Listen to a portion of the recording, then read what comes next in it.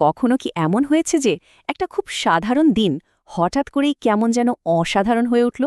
আজকের গল্পটা ঠিক এমনই এক অনুভূতির। চলুন দেখি কিভাবে একটা দিন একজনের জীবনে এমন এক নতুন অনুভূতির জন্ম দেয় যা তার পুরো পৃথিবীটাই বদলে দেয়। আসুন এই মিষ্টি গল্পে একসাথে হারিয়ে যাই। গল্পের শুরুতেই আমরা পরিচিত হচ্ছি রায়ের সাথে। অনেক হয়েছে ভয় পেয়ে থাকা। হয়রানির কারণে স্কুলে না যাওয়ার দিন এবার শেষ। সব ভয়কে দূরে ঠেলে মনে সাহস নিয়ে সে ঠিক করেছে আজ দিনের মুখোমুখি সে হবেই। দিনটা শুরু হচ্ছে, কিন্তু মনে কেমন যেন একটা দোলাচল। একদিকে যেমন আছে ক্লাসে যাওয়ার দৃঢ় সংকল্প, অন্যদিকে নিজেকে একটু আড়ালে রাখার, সুরক্ষিত রাখার একটা তাগিদও কাজ করছে। তো রাই ঠিক করে ফেলেছে আজ ক্লাসে যাবেই, আর একটু বাড়তি নিরাপত্তার জন্য বোরখাটাও পরে নিল। ওর বান্ধবী পিঙ্কি তো দেখেই বলল, ওয়া, দারুণ লাগছে দেখতে। আর সবচেয়ে স্বস্তির ব্যাপার কি বলুন তো, পথে সেই বিরক্তিকর ছেলেগুলোর সাথে দেখা হলো না। যাক, দুজনেই যেন হাফ ছেড়ে বাঁচল। দিনটা মনে হয় ভালোই যাবে। কিন্তু দিনটা কি আসলেই এতটা সহজভাবে কাটবে? কে জানত স্কুল ছুটির পর এমন একটা ঘটনা অপেক্ষা করছে যা তাদের পুরো ভাবনাটাকেই ওলটপালট করে দেবে। স্কুল শেষ। রাই আর পিঙ্কি ভাবল একটু ফুচকা খাওয়া যাক। তো ওরা একটা দোকানের সামনে দাঁড়ালো। কিন্তু ওদের আনন্দটা বেশিক্ষণ থাকল না। হঠাৎ করেই সেই দুঃস্বপ্নটা যেন সত্যি হয়ে ফিরে এলো। যাদেরকে সারাদিন ধরে এড়িয়ে চলছিল, ঠিক তারাই এসে হাজির হলো সামনে। কিন্তু এরপর যা হলো তা কেউ স্বপ্নেও ভাবতে পারেনি। হুমকির বদলে ছেলে দুটো সোজা রাইরির পায়ে পড়ে গেল, হাউমাউ করে মাফ চাইতে লাগল। ভাবুন তো একবার অবস্থাটা।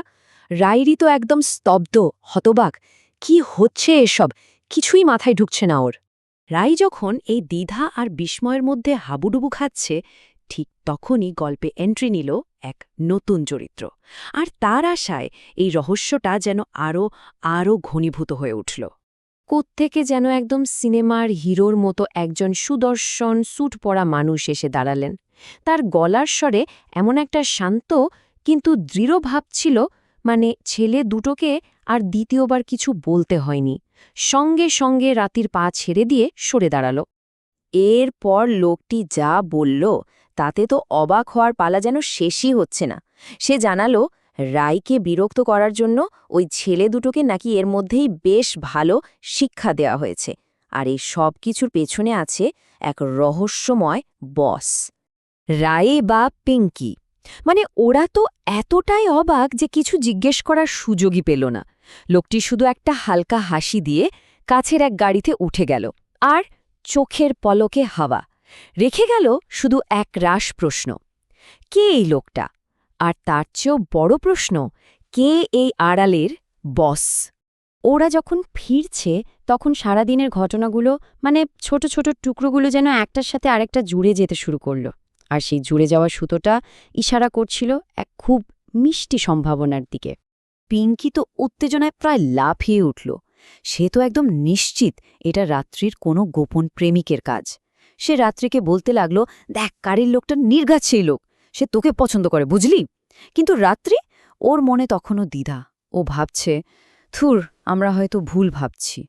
ওদের এই তর্কবিতর্কের মাঝেই আরও একটা অদ্ভুত ব্যাপার। কোত্থেকে একটা ছেলে ছুটে এলো, ওদের হাতে দুটো ব্যাগ ধরিয়ে দিল, আর কিছু বলার আগেই ভোঁ দৌড়। ব্যাগের ভেতরে কি ছিল বলুন তো? ফুচকা। ঠিক সেই ফুচকা যা একটু আগের গণ্ডগোলের জন্য ওদের আর খাওয়া হয়নি। কি অদ্ভুত, তাই না?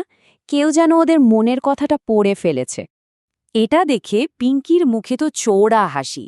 সব দ্বিধা যেন কেটে গেছে ওর। রায়কে জড়িয়ে ধরে বলল, আর কে হবে? তোর সেই গুণমুগ্ধ। ভাব একবার, কি দারুণ খেয়াল রাখে তোর।